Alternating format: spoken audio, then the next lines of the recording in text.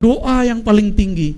Nabi kan mengatakan, antara hamba dan Allah terdekatnya kapan? Saat sujud. Sujud itu adalah makna alhamdulillah. Alhamdu, coba dibuka, alif lamnya buka. Hamdun. Siapakah yang paling terpuji di alam semesta? Itulah yang bernama Muhammad. Jadi alhamdu itu terpancar pada diri Sayyidina Muhammad sallallahu alaihi wasallam.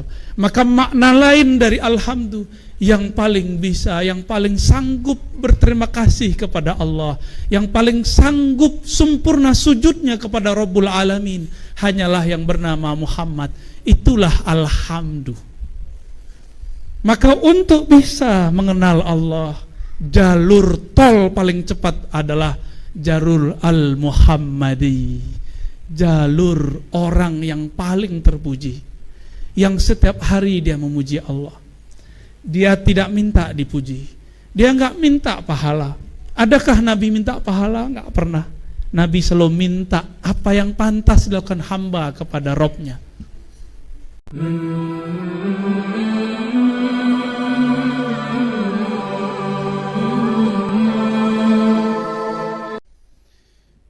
Assalamualaikum warahmatullahi wabarakatuh.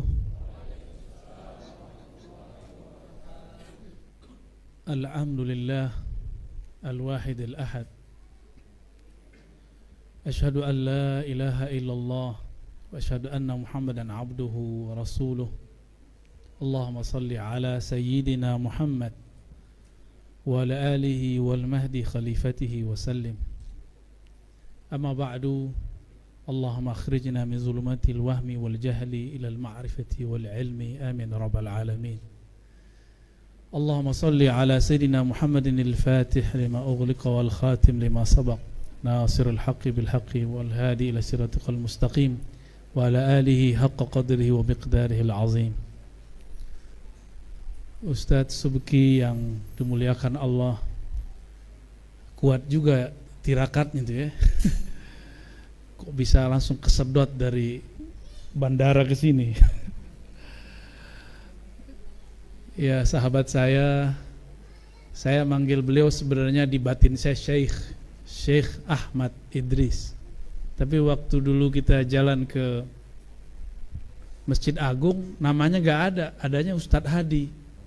Saya tanya, nih Ustadz Hadi ini siapa? Itu yang tamat Yaman, murid Syekh Habib Umar. Kita lihat fotonya, temanku ini. Masya Allah, barakallahu fikum, Syekh Hadi ya. Begitu juga Pak Kiai Malan, benar Pak Kiai ya, Abdullah. Semoga selalu dalam ridho Allah Subhanahu wa taala ya. Para masyayikh satu persatu yang tidak mungkin saya sebutkan, walaupun saya hafal tadi disebutkan, tapi kebanyakan kayaknya. Hafalnya tadi doang, sekarang udah lupa. Judul kita apa Ustadz Subki? Jalan Rohani, bener? Waduh, berat nih judulnya nih ya. Cuma dalam 1,5 jam. Tapi tidak apa ya.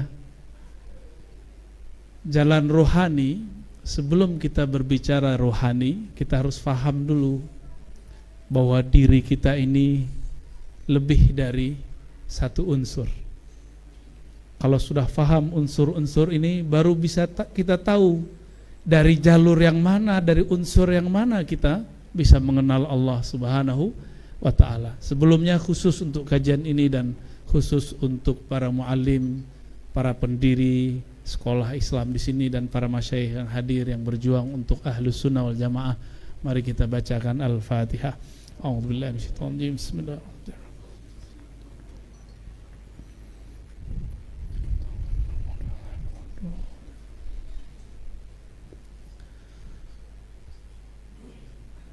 Kalau dulu ulama-ulama kita zaman-zaman dari Aceh, ada Hamzah Fansuri, Syamsuddin Sumatrai, sampai kepada Nuruddin Ar-Raniri, mereka ini beda, tapi sebenarnya sama-sama sufi, sama-sama ahlu sunnah, cuma beda ibarat. Puncaknya adalah Syekh Abdul Rauf As-Singkili, Mereka dulu semuanya belajar di Madinah. Itu kita sebut dengan poros Aceh. Poros Aceh ini ditandai dengan berkembangnya tarekat Syatariyah. Di sini jarang ada ya. Jarang ada. Ada tapi jarang ada. Di Palembang lebih banyak Samaniyah dan juga Naqsyabandiyah. Begitu juga karena banyak zuriat Nabi SAW di sini, ada tarekat Ba'lawiyah. Ya, ini nggak tahu dulu orang Palembang mimpi apa, kok banyak zuriat di sini. Ya, ajib ya pakai, ajib luar biasa. Itu zuriat Nabi yang ada di Betawi itu banyak dulu, mampirnya ke sini dulu, baru ke Betawi. Ke sini dulu. Awalnya tentu ke Aceh dulu ya.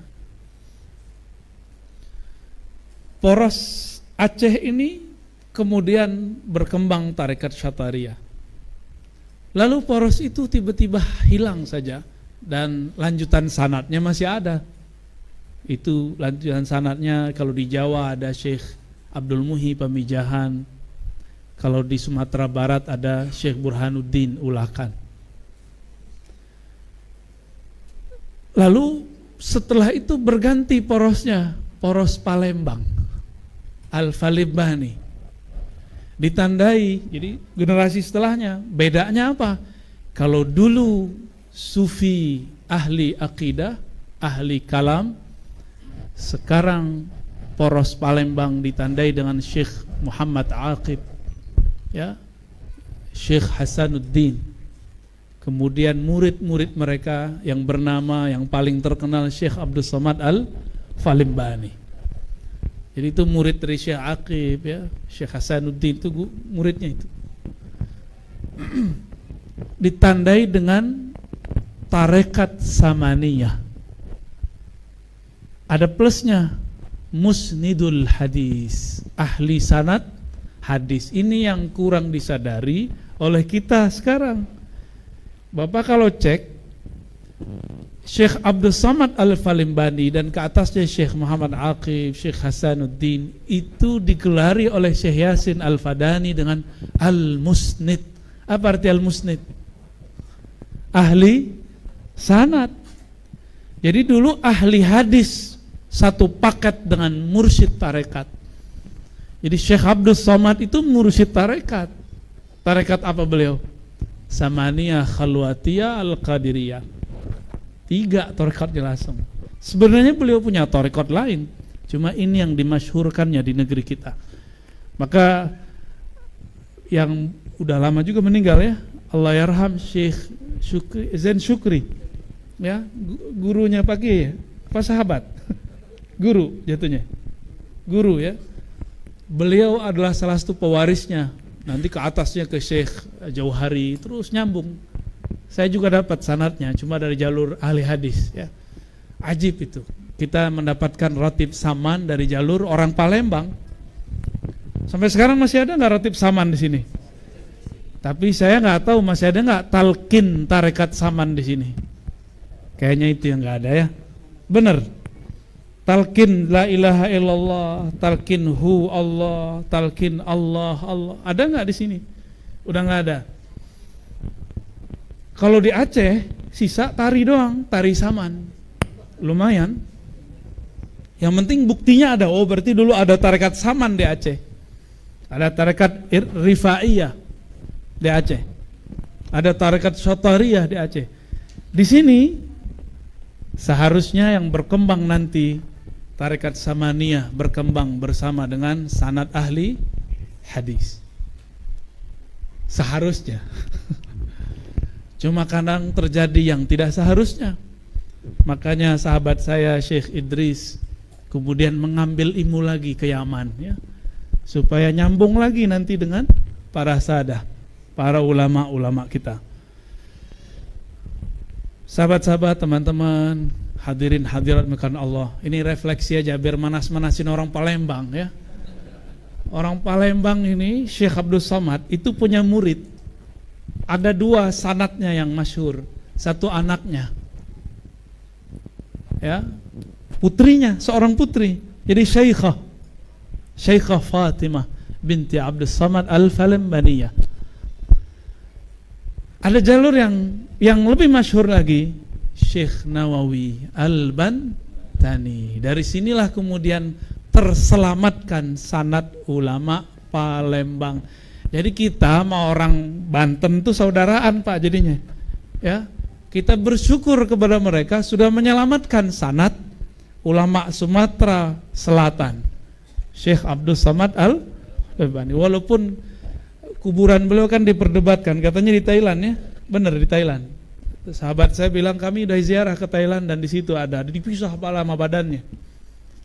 Mirip-mirip dengan Sayyidina Al-Husain. Karena beliau ini saktinya luar biasa.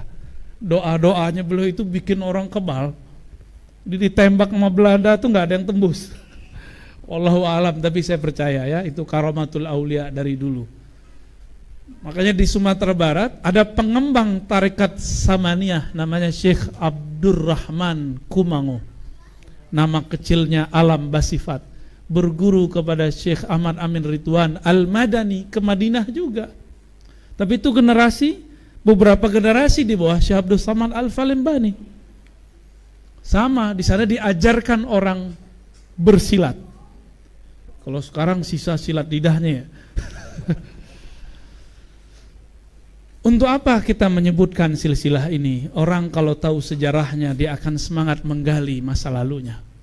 Bahwa dulu ada kebangkitan spiritual di negeri ini. Dulu ahli hadis dan mursyid tarekat satu paket. Sekarang ada yang ngaku ahli hadis, ahli sunnah, ya manhaj sunnah, tapi membatalkan tarekat. Gimana tuh? Tamat Madinah juga, sama dengan Syekh Abdul Samad Al-Falembani. Cuma Syekh Abdul Samad lebih lama, beliau lebih dari 15 tahun di sana, ya di Mekah itu. Jadi beliau kalau dalam silsilah Syekh Yasin disebut Makki Madani. Jadi beliau lama di Mekah, lama di Madinah. Sampai-sampai dulu Sultan Palembang bangun rumah orang Palembang di Mekah Madinah.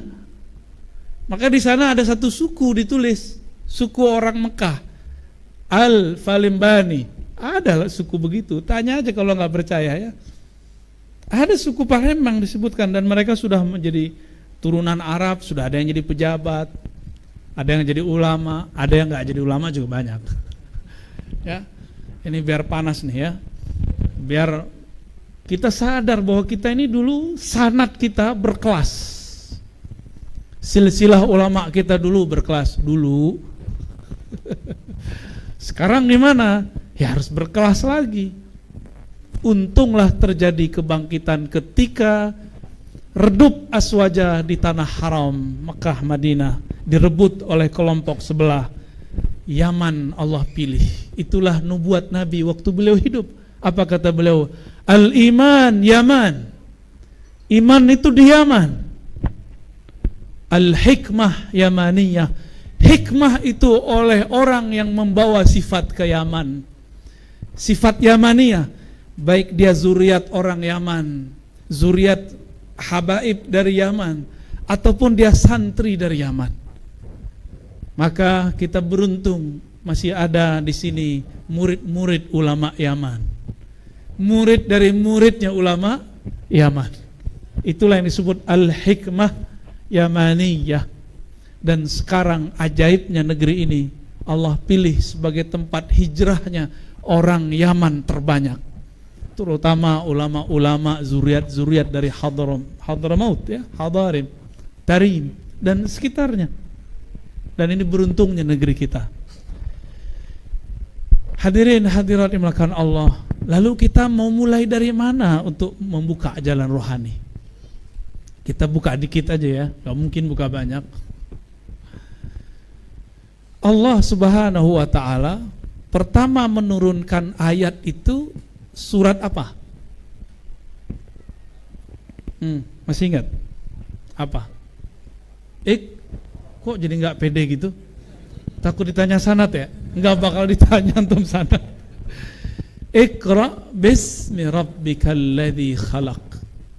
Saya biasa kalau mau ceramah gak mau tahu temanya apa, karena kalau saya siapin kepala saya yang pusing.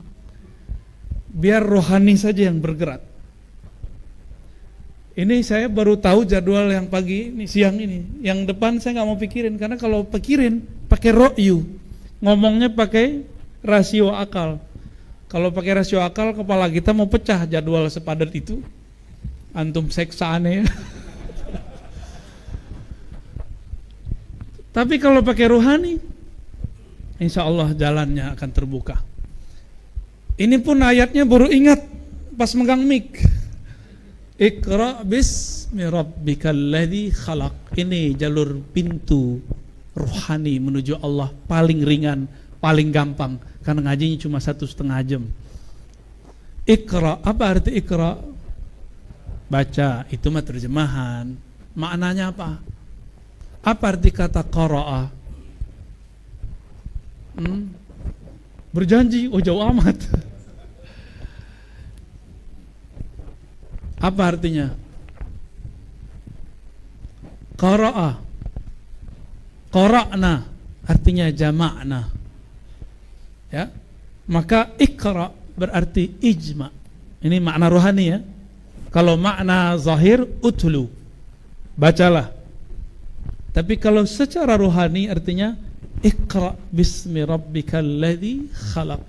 Kumpulkanlah fokus dirimu, kumpulkanlah anasir-anasir jiwamu, anasir-anasir tubuhmu, lalu bacalah nama yang menciptakan semua anasir-anasir itu. Berapa unsur di tubuh kita? Yang paling keren itu tanah. Ya. Apa kata iblis? Iblis kan gengsi. Khalaqtahu min tin. Ya Rabb, manggil Allah juga dia. Itu si Adam diciptakan dari tanah. Jadi karena tanah inilah kita kemudian sampai sekarang bermusuhan nama iblis. Ya.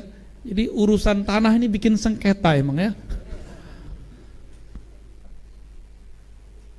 Lalu Allah mengatakan ya dalam surat Shad, inni khaliqun basharan min tin. Sungguh aku ciptakan manusia dari tin, tanah. Maka pintu menuju Allah satu bab, namanya mengenal anasir tanah. Kenal tanah dalam diri ini, maka kita kenal namanya Khaliq. Jadi kenal asal penciptaan, maka kenal sang pencipta.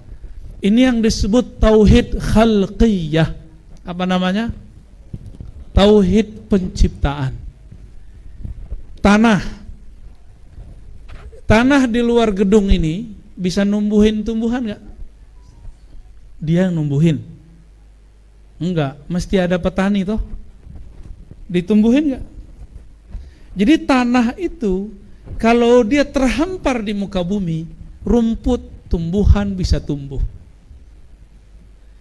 Kalau sudah diolah oleh Allah Subhanahu wa taala menjadi tubuh ini, maka masih ada yang tumbuh di badan kita.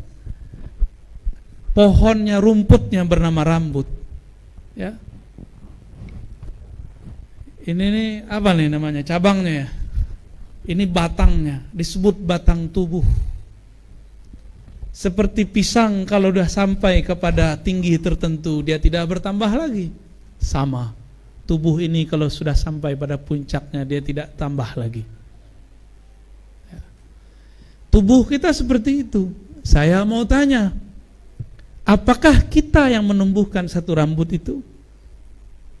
Bukan. Terus siapa yang numbuhin? Rambutnya udah ngitung belum berapa? Jangan-jangan kita nggak kenal sama jenggot kita sendiri. Ini lagi rame jenggot nih Pak. Ya. Aneh dituduh menghujat Nabi. Aneh dituduh menghina Rasulullah. Betapa mereka suka sekali memfitnah kita. Ya. Mana mungkin seorang Ar-Razi yang belajar hadis lebih dari 15 tahun kemudian menghujat sunnah Nabi? Nggak mungkin. Berarti dia sedang memainkan kalam-kalamnya untuk memfitnah kita. Ya. Orang-orang itu biasa, ya nggak usah disebut, ya paham ya. Coba jenggot bisa numbuhin? Nggak bisa ya. Kuku tumbuh nggak? Gigi tumbuh nggak? Coba kalau gigi kita tumbuh tiap pekan, Pak. Mau Jumatan, ya, Ustadz Subeki lama di kamar, ngapain? Motong gigi, kan repot. Ya, untung gigi kita nggak tambah. Yang nambah cuma, coba lihat, ini nambah nggak dia? Kok yang ini nambah? Dekat kan? Ini yang jauh daripada rambut tumbuh terus. Jujur Pak, saya nggak suka dengan kumis saya itu, karena lu bekas jerawat. Jadi kalau tumbuh dia jarang-jarang. Kalau jenggot saya suka kalau dia tumbuh. Tapi kalau di sini tuh repot kalau tumbuh, jarang-jarang gitu ya, kayak itu rambutan nggak jelas. Saya tidak sanggup menahan satu rambut tumbuh. Dan saya bilang, kumis, kamu jangan tumbuh dong. Nggak mau dia ngikut saya Pak. Karena saya bukan Robnya. Robnya adalah Allah. Dengan apa Allah menghubungkan penciptaan dari dirinya kepada penciptaan itu? Dengan kalamnya, kun. Di dalam kun itu ada kudrah Allah, kekuasaan Allah, ada iradah Allah. Kudrah iradah itu kalau disimpulkan jadilah rukun iman yang keenam bernama takdir. Bisa diulang? Dengan apa cara Allah mewujudkan kita? Ya, Allah berkalam apa? Kun. Apa arti kun? Bukan dukun. Dukun itu karena dulu sering baca kun ya. Cocokologi. Serius Pak, emang dulu dukun-dukun itu kalau dia baca apa-apa belakangnya kun fayakun bi barakati la ilaha illallah. Serius, dulu dukun itu bacanya begitu, maka orang dengarnya kun. Nah, ini sejarahnya antum nggak tahu, karena sejarahnya nggak ditulis. Maka dulu dukun itu positif, dukun beranak, positif nggak? Jangan-jangan Pak Kiai kita produk dari itu, ya benar Pak Kiai. Nggak musyrik kan Pak Kiai? Kalau ya ini produk musyrik. Cuma karena kita sudah dijajah oleh Belanda kemudian menjajah cara berpikir orang-orang ahli pengobatan tradisional, dituduh klinik. Padahal mereka dulu pakai doa ruqyah. Mereka sekarang datang lagi dengan gaya ruqyah baru. Dituduhlah para kiai yang berbisik-bisik dalam berdoa syirik. Itu suuzon atau syirik beneran? Dia nggak dengar Pak Kiai baca apa, dia bilang, Kiai ini pasti syirik. Tuh, suuzon. Jadi manhaj mereka itu namanya manhaj suuzon. Itu yang ngasih nama orang Palembang, guru saya, Said Agil Munawar. Beliau bilang itu mereka tuh Ar-Razi, manhajnya namanya manhaj suuzon. Jadi itu bukan aneh yang ngasih ya. Kalau protes ke beliau aja deh. Pasti sering pulang ke Palembang nggak beliau? Ya, beliau mengumpulkan kembali sanadnya ulama Palembang. Ada banyak puluhan nama beliau ya. Sayang orang Palembang nggak ngambil sanad ke beliau ya. Taib. Jadi apa kalam Allah? Kun. Di dalam kun itu Allah memasukkan kudrah iradahnya. Ya. Disitulah yang disebut dalam hadis Nabi, ketika sudah cukup umurnya, fayu'mar bi'arba'i kalimat, ketika ruh ditiup lalu diperintahkan 4 ketentuan. Itu semua turunan dari kudrat dan iradat ya. Kudrat itu takdir yang saklek, berubah dikit jadi iradah dia. Jadi bisakah kudrat takdir dirubah? Bisa, coba geser dikit doang, namanya iradah. Suka-suka Allah kan. Kita misalnya nih ada orang seharusnya kena COVID udah mati. Berkumpullah hamba-hamba Allah, kekasih-kekasih Allah berdoa. Allah geser dikit dengan iradahnya. Kan iradahnya pakai kun juga. Idza arada syai'an ayyakula lahu kun fayakun. Dan kun itu bisa direvisi oleh Allah, suka-suka Allah. Dia yang punya iradah, dia yang punya kun. Ya. Dengan kudrah iradah itulah kita bertemu siang hari ini.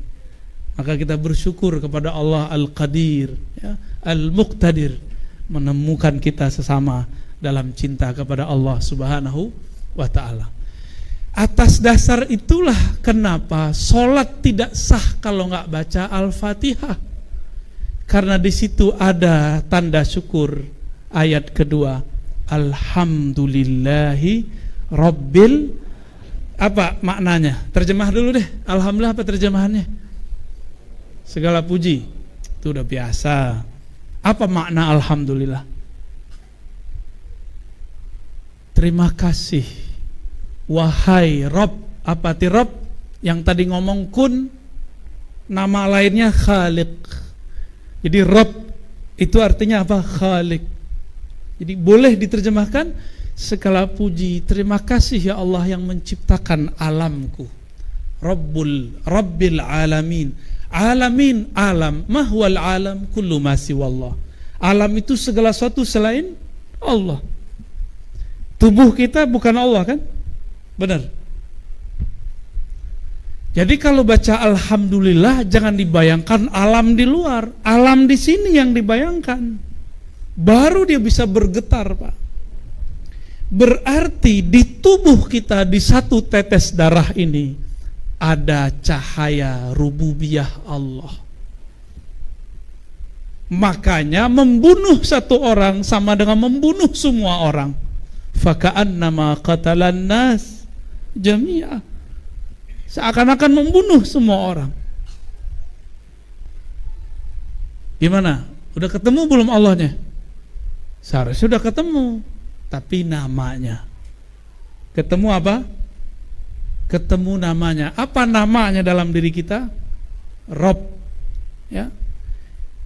Tadi tumbuh. Menumbuhkan apa bahasa Arabnya? Menghidupkan deh. Menghidupkan apa? Muhyi. Setiap detik ada sel yang mati. Mumit. Maka di tubuh ini Allah sibuk sekali mematikan sel, menumbuhkan sel, mematikan sel. Jadi setiap hari ini di tubuh ada kematian dan kehidupan. Jadi tubuh ini adalah namanya. Apa namanya? Al-Muhyi, Al-Mumit. Makanya abis sholat dianjurkan baca La ilaha illallah wahdahu la syarikalah lahul mulku, miliknya lah semua kekuasaan, termasuk kekuasaan terhadap diri sendiri. Walahul hamdu, baginya lah tanda terima kasih, pujian-pujian. Apalagi yuhyi wa yumit, yang menghidupkan satu sel di tubuhku, yang menumbuhkan satu rambut di tubuhku, yang mengalirkan satu tetes darah di dalam badanku. Paham? Jadi kalau baca ini jangan ngayal. Baca itu tuh merem matanya, dipandang diri kita, diingat-ingat semuanya. Itu yang bisa bikin bergetar. Kita ini ada orang berbuat baik, maka kita kirim hadiah terus, kirim hadiah terus. Kalau dia lawan jenis, setelah sekian lama kita ketemu, jika umurnya masih memungkinkan, kita akan jatuh cinta kepadanya. Jika dia sesama jenis, kita akan menjadikan dia saudara kita. Kalau umurnya tua, kita anggap dia orang tua kita. Jika dia lebih kecil, kita anggap dia adik atau anak kita. Jika dia bukan saudara, bukan makhluk, bukan kawan, siapakah dia? Dialah pencipta kita. Maka kalau kita nih dapat kiriman terus, diurusin terus. Saya cuma diurusin koper sama kawan, senangnya bukan main, Pak. Dikawal oleh Pak Polisi, senangnya bukan main, maka kita hormat kepada mereka. Itu baru dikawal sejenak. Ini kita dikawal setiap saat oleh Allah Subhanahu wa taala. Kira-kira kalau ketemu dia, antum tersujud kepadanya, tersungkur kepadanya, gak akan kuat menahan. Kalau dia seorang yang kita kenal, engkau. Jika dia seorang kekasih, kita peluk dia. Jika dia anak, kita akan pegang dia erat-erat, kamu anak aku. Itulah kenapa Alhamdulillahi Rabbil Alamin, afdalud doa, doa yang paling gagah, doa yang paling tinggi. Nabi kan mengatakan, antara hamba dan Allah terdekatnya kapan? Saat sujud. Sujud itu adalah makna Alhamdulillah. Alhamdu, coba dibuka, alif lamnya buka, hamdun. Siapakah yang paling terpuji di alam semesta? Itulah yang bernama Muhammad. Jadi alhamdu itu terpancar pada diri Sayyidina Muhammad sallallahu alaihi wasallam. Maka makna lain dari alhamdu, yang paling bisa, yang paling sanggup berterima kasih kepada Allah, yang paling sanggup sempurna sujudnya kepada Rabbul Alamin, hanyalah yang bernama Muhammad. Itulah alhamdu. Maka untuk bisa mengenal Allah, jalur tol paling cepat adalah jalur al-Muhammadi, jalur orang yang paling terpuji, yang setiap hari dia memuji Allah. Dia tidak minta dipuji, dia nggak minta pahala. Adakah Nabi minta pahala? Nggak pernah. Nabi selalu minta apa yang pantas dilakukan hamba kepada Robnya. Maka sebaik-baik yang diminta bukanlah pahala dan fasilitas. Makanya Bapak Saudara, bukan Allah, kita ini ada yang usaha, ada yang bekerja, terus ngomong, ini nggak sopan, berarti belum alhamdulillah. Saya udah doa, Ustadz udah usaha, kok belum sampai juga, batal alhamdulillah. Walaupun secara fikih nggak masalah, secara hakikat itu masalah. Berarti dia nggak sadar selama ini bahwa satu detik, detik per detik dia diurus oleh Allah. Dia diurus oleh Allah, dikawal oleh Allah. Ini kita nggak sadar selama ini. Terus dia punya angan-angan, kebetulan angan-angannya belum disesuaikan dengan waktunya. Lalu dia mengatakan, saya udah usaha kok belum dikasih juga, batal. Ya, ini yang dikatakan Nabi, kullu da'watin mustajabah malam ya'jal. Semua permintaanmu pasti dijawab selama kamu tidak tergesa-gesa. Apa itu tergesa-gesa wahai baginda Nabi sallallahu alaihi wasallam? Nabi menjawab, ayyaqulal abdu da'autullah walam yujibli. Si hamba mengatakan, aku sudah doa, aku sudah usaha, tapi tidak kunjung Allah jawab. Itu doa tadinya sudah menyundul langit, jatuh lagi ke bawah. Dia harus memulai dari awal. Maka bertobatlah dari doa yang tidak hamdi, doa yang tidak muhammadi, doa yang tidak terpuji. Ya, jangan-jangan kita selama ini su'ul adab kepada Allah Subhanahu wa ta'ala. Bapak Saudara makan Allah, inilah syarah lain daripada alhamdulillah. Ya, yang jarang dikupas orang, kita kupas. Kenapa kita baca alhamdulillah? Orang kalau mengerti baca alhamdulillah ini, dia baca alhamdulillah waktu Fatihah pasti bergetar badannya, karena tubuhnya sedang ingin berterima kasih kepada yang menciptakan tubuhnya. Satu helai rambut tadi yang kita ceritakan itu merinding, disebut sang kekasih yang mengurusi dia selama ini. Jadi tubuh ini dia sedang menitipkan amanah ke dalam diri kita. Wahai sang diri sejati, bawalah kami mengenalkan kepada Rabbul Izzah, Rabbul Izzati. Maka mari Bapak Saudara Allah, kenali Allah dengan cara alhamdulillah, berterima kasih setiap saat, setiap nafas. Jadikan nafas ini nafas alhamdulillah. Barulah benar kata Nabi, afdhalud du'a alhamdulillah. Doa paling tinggi adalah alhamdulillah. Kalau dia memuji Allah, dia nggak perlu doa, karena itulah doa paling tinggi. Itulah yang disebut doa bi ghairi talab, doa tanpa meminta. Orang inilah yang disebut-sebut di hadis, man syaghalani dzikri an mas'alati. Siapa yang sibuk-sibuk menyebutku, berterima kasih kepadaku, sehingga tidak sempat meminta kepadaku, aku akan cukupkan keperluannya seperti yang diminta oleh orang-orang yang berdoa. Semoga kita termasuk mereka. Amin ya rabbal alamin. Al-Fatihah. A'udzubillah.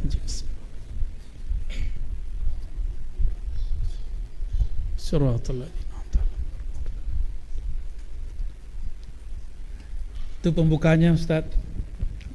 Boleh, mungkin karena waktu kita pendek, kita boleh muzakarah ya.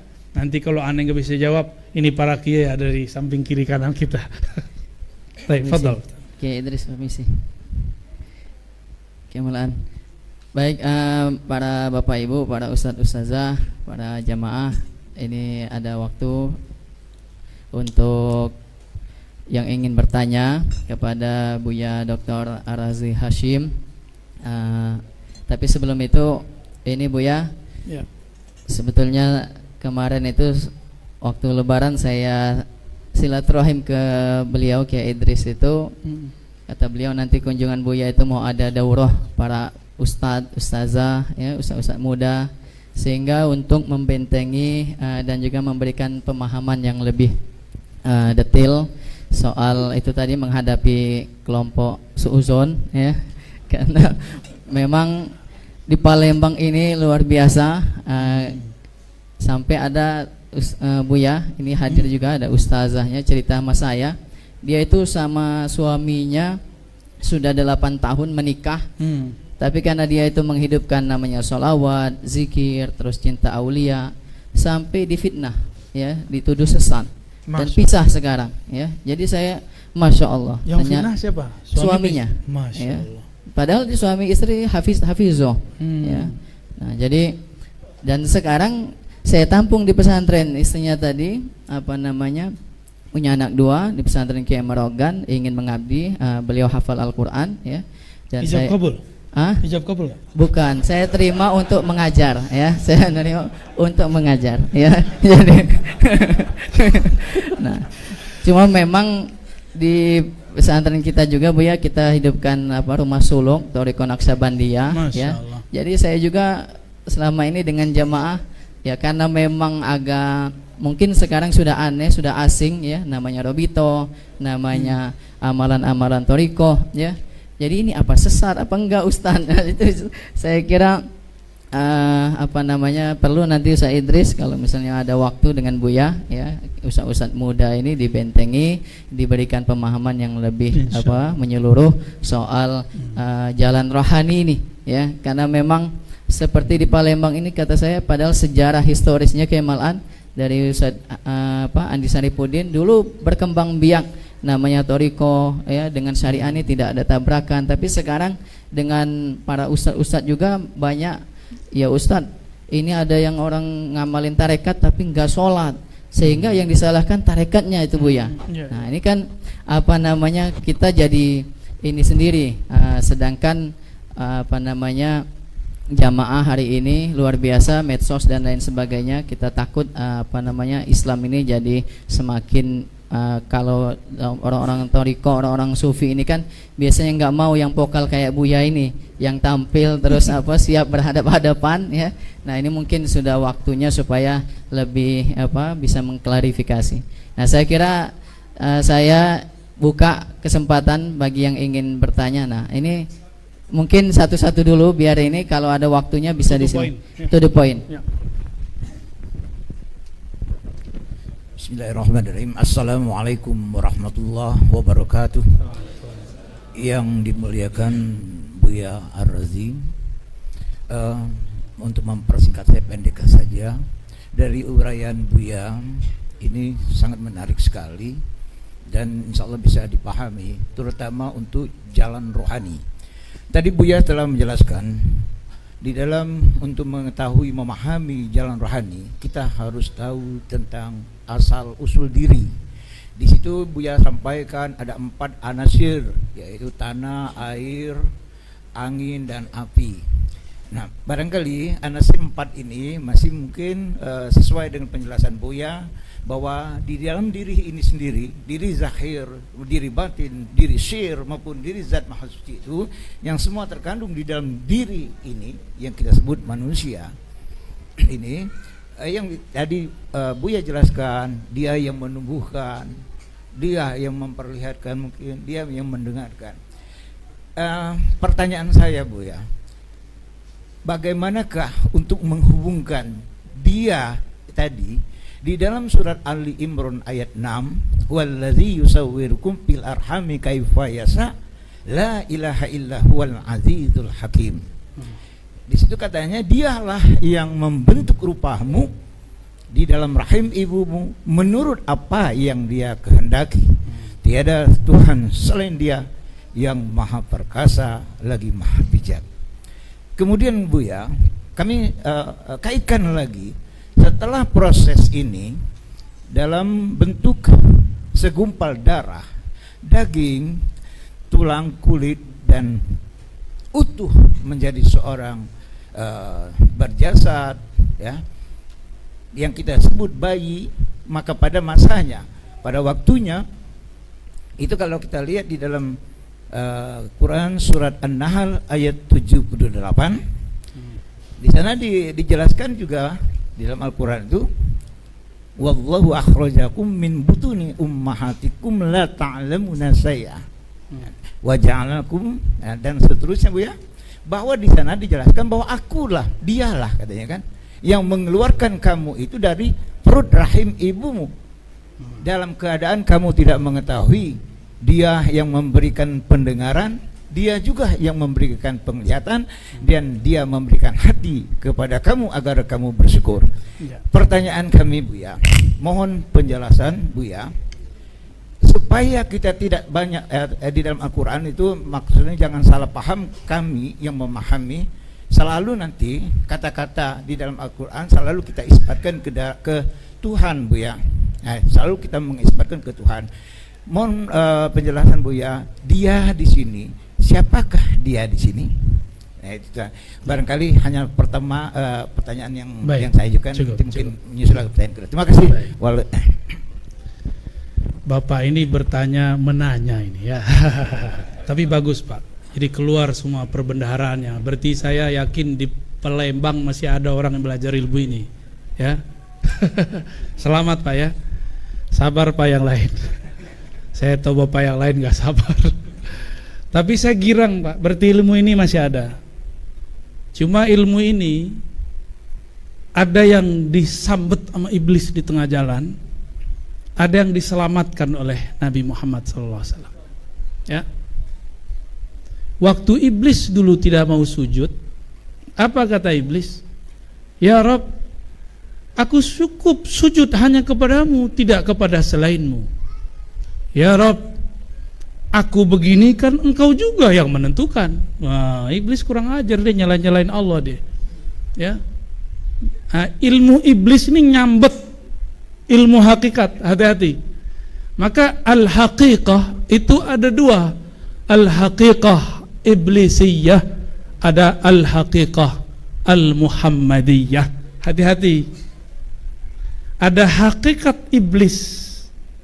Dia berbicara hakikat, hakikatnya benar, tetapi ujungnya adalah dua aja. Menganggap dirinya dan Tuhan itu sama, satu.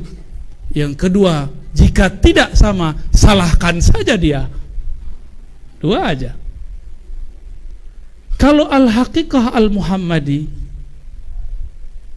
hakikat Nabi Muhammad, itu hakikat apa? Yang mana dengan pancaran hakikat terbersit sedikit saja pada Sayyidina Adam, Sayyidina Adam langsung bisa musyahadah melihat ke aras. Iblis gak bisa memandang ke aras, Pak. Iblis berhenti pandangnya pada surga. Sedangkan Nabi Adam melihat tembus sampai kepada aras Allah Subhanahu wa taala. Di situ tertulis nama Muhammad Habibullah setelah nama Allah. Lalu apa adab yang dipakai oleh seorang Nabi Adam? Apa adab beliau? Apa adab beliau ketika terusir dari surga? Ini sudah saya sering ulang di luar. Apa adab beliau? Nyalahin Allah atau menyalahkan diri sendiri? Menyalahkan diri sendiri. Doa yang sering kita baca, Rabbana zalamna. Jadi walaupun Nabi Adam tahu ini takdir Allah. Ketika di debat Nabi Musa, apa kata Nabi Musa? Oh, kamu ya kakek moyang yang bikin kami terusir dari surga. Apa jawaban Nabi Adam? Oh, ini ya Musa yang katanya bisa ngomong-ngomong sama Allah, tapi menyalahkan Adam karena ketentuan yang sudah Allah tentukan sebelum Adam dicipta. Berarti Nabi Adam ngerti nggak siapa dirinya sebenarnya? Ngerti nggak dia mana huwa? Ngerti dia, tapi nggak adab. Kalau dia bilang huwa itu ana, nggak adab, nggak boleh. Kenapa? Allah itu mengatakan, ya, semua hancur kecuali wajahnya. Jika dia berbicara dirinya, itu namanya wajhul ahadiyah. Kul huwallahu ahad. Hanya ada dia, kita aja nggak ada. Bapak dianggap nggak ada, Pak. Yang ada sekarang saya lihat perbuatan Allah sedang membuat Bapak ngangguk-ngangguk, bukan Bapak yang ngomong. Kalau saya memandang dengan dia, bukan dia yang ngomong, Pak. Kalau saya memandang ini Allah lah yang berbuat. Tapi kalau saya memandang dengan rububiyah, saya katakan, nama Bapak siapa? Rumian. Bapak Rumian berbicara, bertanya ayat demi ayat, konfirmasi makna demi makna. Itu rububiyah namanya, atau samadiyah kalau di surat Kulhu. Jadi paling gampang, kalau Allah kesendiriannya disebut ahadiyah, Allah ahadnya bersama makhluk disebut samadiyah. Ya, ini yang tidak dipunyai oleh orang yang kesambet iblis. Dia berhenti di ahad, dia nggak teruskan kepada Allahus Samad. Maka dia mengatakan dirinya adalah Allah. Jika ini salah, Allah lah yang salah. Ini kemasukan dia. Tolong kasih tahu ke kawan-kawan, Pak, jangan kesambet hakikat iblisiyah.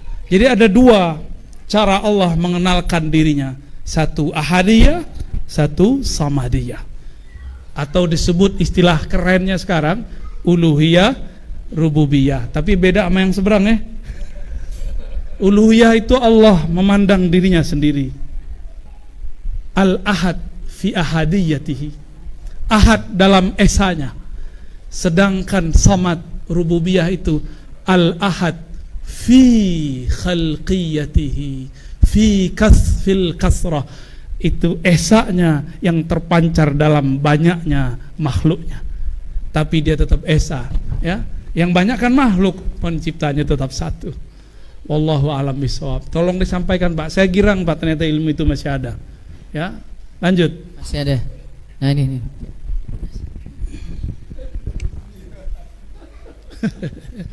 Assalamualaikum Buya. Masya Allah Kiai.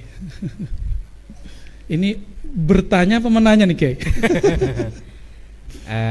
Seperti yang Buya sampaikan, awalu wajibin alal insan ma'rifatul ilah. Sahih. Bistikan, ya, yang bistikan itu yang sering Buya tekankan. Nah, yang kedua, Buya juga sering menyampaikan wa inna fil jasad mudghah ila akhir hadis. Dan dalam potongan hadis itu, apabila mudghah itu ahsan, maka ahsan a'maluhu. Nah, mudghah di sini Buya mengatakan kolbun, lub, dan puncaknya sir nanti. Dan ada juga Buya yang mengartikan di situ nanti kepada ruh Buya. Nah, tolong nanti, karena kata Buya ketika tanah itu tidak subur, maka benih yang akan ditanam, artinya zikir yang kita sampaikan akan menjadi zikir yang ghaflah, Ya. bukan zikir yang yaqzah. Jadi mohon penjelasan kolbun di situ, apabila bisakah tidak kita tambahkan dengan ruh, begitu Buya. Baik. Demikian Buya. Assalamualaikum. Assalamualaikum. Ini Kiai ini cuma minta lihat ma'inna kolbi ini. Dulu para imam kita sempat bingung. Imam-imam kita sempat bingung, Pak. Apa beda kolbu dengan ruh? Apa beda ruh dengan nafs? Apa beda nafs dengan akal? Padahal semuanya berbeda. Coba lihat ayatnya. Kullu nafsin dha'iqatul maut. Yang merasakan mati namanya nafs. Atau ayat lain, Allahu, surat Az-Zumar, ya, yatawaffal anfus. Allah lah yang mewafatkan anfus, jiwa-jiwa. Apalagi? Ada lagi ayat, fa'alhamaha fujuraha wa taqwaha. Macam-macam. Allah juga mengatakan, afala ta'qilun, apakah kamu tidak berakal? Allah mengatakan yang lain lagi, Idza dzukirallah wajilat qulubuhum. Disebut nama Allah bergetar. Yang bergetar bukan akal, bukan nafs, tapi yang bergetar kolbu. Berarti ini beda sebenarnya. Terus Allah berfirman lagi lebih dari satu ayat. Fa idza sawaituhu, apabila aku telah menyempurnakan tubuh manusia. Apalagi lafaznya? Wa nafakhtu fihi min ruhi. Maka aku tiupkan kepadanya sebagian dari hembusanku, rohku. Jangan salah paham.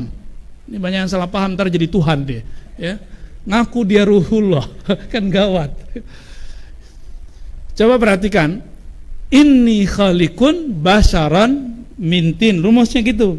Aku ciptakan manusia, tubuh fisiknya dari tin, tanah. Tapi hayat yang ada di dalam dirinya itu adalah hembusan dariku, bukan ciptaanku. Maka saya menyebut dengan istilah yang mungkin belum diistilahkan ulama sebelumnya. Tubuh ini makhluk, ruh itu manfukh. Gampang toh? Itu paling aman. Kalau ahli kalam menyebutkan ruh itu makhluk. Loh, ayatnya nggak ngomong begitu. Ayatnya cuma ngomong nafakhtu. Kalau makhluk tin, tanah itu dicipta. Tapi kalau ruh dihembus, apa maksud dihembus? Itulah maksud dengan min amri Rabbi, itu urusan Allah, jangan kita cari-cari maknanya lagi. Udah biarin di situ aja dulu. Cuma nanti ada saatnya ilmu itu dibuka. Hembusan itu maksudnya apa? Ini contoh. Saya kalau menghembuskan sesuatu, diri saya pindah ke dalam enggak? Enggak. Terus kenapa orang ngomong di dalam diriku ada zat Allah? Tuh, hati-hati kan? Kenapa dia ngomong begitu? Berarti dia kegeeran. Itu namanya orang jatuh cinta, merasa orang lain jatuh cinta sama dia. Padahal orang itu gak jatuh cinta sama merasa dia diperhatikan Allah, padahal gak begitu. Faham maksudnya? Ini cuma ilustrasi loh Pak. Karena banyak di luar sana orang belajar ilmu hakikat, dia mengira dirinya itu, dalam dirinya itu adalah Allah. Enggak begitu. Itu sebenarnya dua thariqah. Kalau ingin mengenal Allah secara mudah, kenallah pertama khalqiyahmu. Itulah anasir yang 4, penciptaanmu. Kalau ingin mengenal hakikatmu, kenalilah hembusannya dalam dirimu. Allah pinjemin doang hembusannya, kalau mau diambil. Jadi kita ini hembusannya, bukan zatnya, paham? Ya? Ini nggak ngomong ilmu akidah, ini ilmu hakikat. Ya, kalau akidah kan batasannya akal dan nakal, akal dan dalil nakli yang sharih. Ilmu hakikat batasannya tetap naklun, tapi dia tembus bukan di akal, tembus sampai kepada alam ruh. Maka akal tidak sanggup memikirkannya, dia hanya sanggup dirasa-rasa. Ya. Jadi kolbu itu dia menghadap kepada Allah namanya dan sifatnya.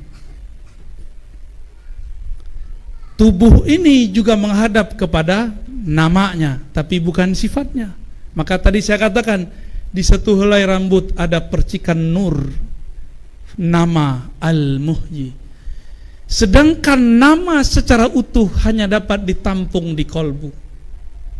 Yang mana dulu gunung-gunung tanah itu nggak sanggup, dia maunya numpang aja sama kolbu manusia. Jadi tubuh kita ini ada batu di dalamnya, ada tanah di dalamnya, ada api, ada angin. Semua anasir ini Allah tawarkan, maukah kamu menerima amanah dariku? Fa'abaina. Semuanya enggan. Yang nerima siapa? Insan. Karena dalam diri insan itu ada hembusan darinya. Cuma kebanyakan manusia jahul. Apa arti jahul? Dia tidak tahu yang ngemban itu si hembusan ruh, bukan tubuh ini. Bukan akal ini tidak sanggup mengemban itu semua. Maka kita harus mengenal arah ke sana. Inilah disebut ma'rifatullah, ma'rifat kepada Allah yang tertinggi. Jadi ma'rifat kepada Allah Pak Kiai ada 4. Pertama ma'rifat nama. itu tubuh kita dan alam semesta. Yang kedua, ma'rifat af'al, mengenal perbuatan. Ini ilmunya Syekh Abdul Somad Palembani yang saya ulang. Ya, di risalah tauhid beliau, risalah la ilaha illallah beliau, ya. Dulu S2 saya nukil teks beliau dan terjemahannya yang diajarkan oleh ulama Madinah, zuriat Nabi, As-Sayyid Muhammad ibn Abdul Karim As-Samman Al-Madani.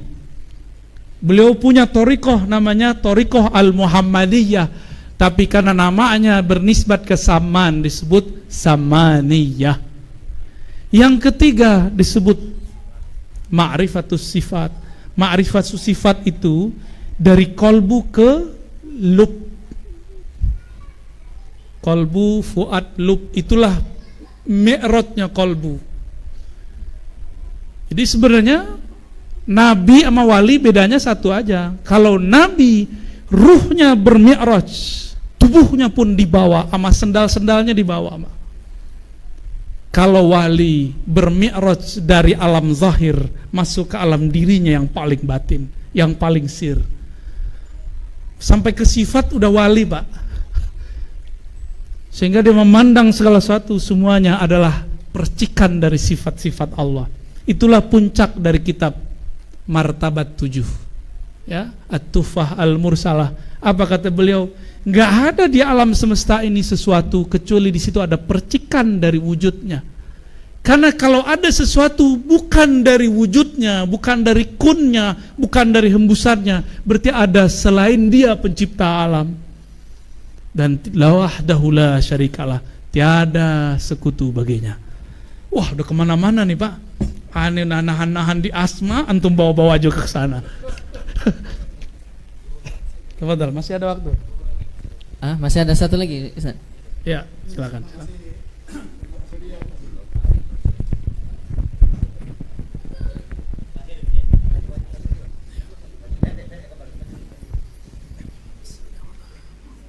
Langsung Pak ya, karena zuhur sudah masuk.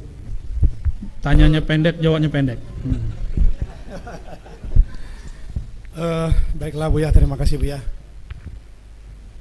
Seperti yang Buya sampaikan tadi, bahwasanya kita perlu ada sanad kepada baginda Rasulullah SAW melalui guru-guru kita. Kebetulan kami sendiri adalah salah seorang pengikut Tariqah Syatariyah. Kami berasal sekampung dengan Buya, dari Padang.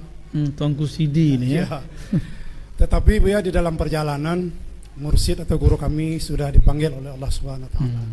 Dan kami merasa dari kurikulum tarbawiyah kami dalam tariqah ini masih ada yang tersisa yang belum kami terima dari guru kami. Dalam hal ini kami memohon kemurahan Buya untuk menjawab, bolehkah kami menyempurnakan apa yang belum kami dapatkan dari Buya sendiri, begitu Buya. Kobil tuh Pak. Ya, memang saya ditugaskan untuk bersilaturahmi, berkawan, menemani ulama-ulama aswaja, baik yang ahli fikih, ahli akidah, terutama para ahli thariqah. Itu perintah dari guru saya, Mang. Maka dari mana aja kita tampung, kita terima. Karena ada yang backup saya Pak, doa guru-guru. Kalau enggak, saya pun enggak terima, ya. Jadi enggak usah khawatir, thariqah itu tidak ada habisnya. Thariqah itu yang jamin Allah, yang jamin Rasulullah. Maka sampai kiamat masih ada, ya. Sampai Imam Mahdi, sampai terakhir masih ada. Jadi enggak usah khawatir. Tapi nanti tarekat itu akan bergabung menjadi tarekat Nabi Muhammad, dihidupkan kembali. Tarekatnya tarekat ma'rifatullah, menjalankan syariat Rasulullah sallallahu alaihi wasallam. Lebih kurang gitu Pak ya. Dan teman-teman semua, sahabat-sahabat, karena waktu zuhur sudah datang, semoga kita diridai Allah. Mohon maaf jika ada salah kurang dari kami. Kesempurnaan hanya milik Allah, Sang Huwa, Sang Allah, Sang Ahad, Allahus Samad. Wa sallallahu ala nabiyyina Muhammad wa ala alihi wa ashabihi wa li baitihi wa dzurriyyatihi.